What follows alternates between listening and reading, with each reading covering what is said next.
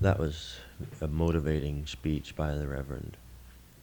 It causes me to wonder sometimes, to think about such things, whether or not maybe reality is, in fact,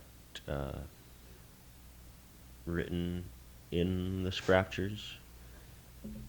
Could it be, Chick? What do you Well, think? I don't know, and I suspect, highly possible, that most of our viewers don't know, and that is why we have some of the guests that we have lined up today. The first guest will follow in the footsteps of the Reverend's thinking and proclaim a little more, probably, knowing his reputation. He's the Reverend Jerry Fallguy, and he's with us today again on his round the town, round the world, whirlwind crusade. Thank you, Bab. This is Chick Utley speaking in the chamber, the Horley of Horlikes, with Reverend Fall Guy. Reverend Jerry, can I call you Reverend Jerry? Thank you, Chick.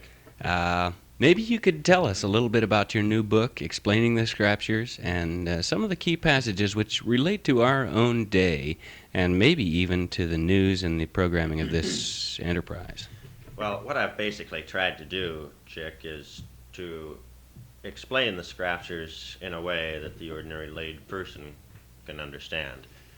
I think it's high time that the holy words were made clear to the people so that we can get back to basics.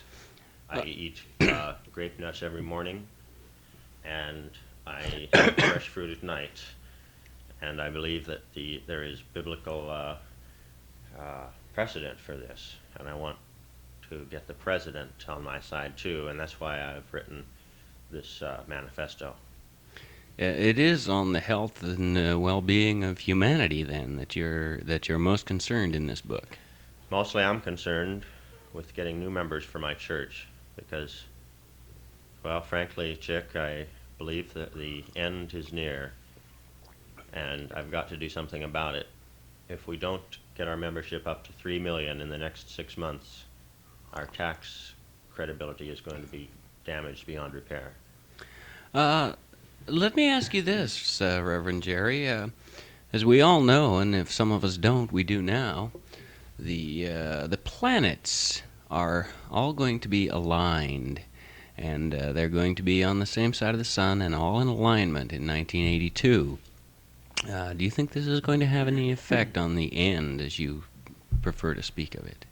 Well, it's gratifying that you mentioned this, Chick. I know that you are a pagan, but even so, it shows just how deeply etched into our lives the Holy Scriptures are, because the That's right. aligning I of have a page. I have a page of Leviticus.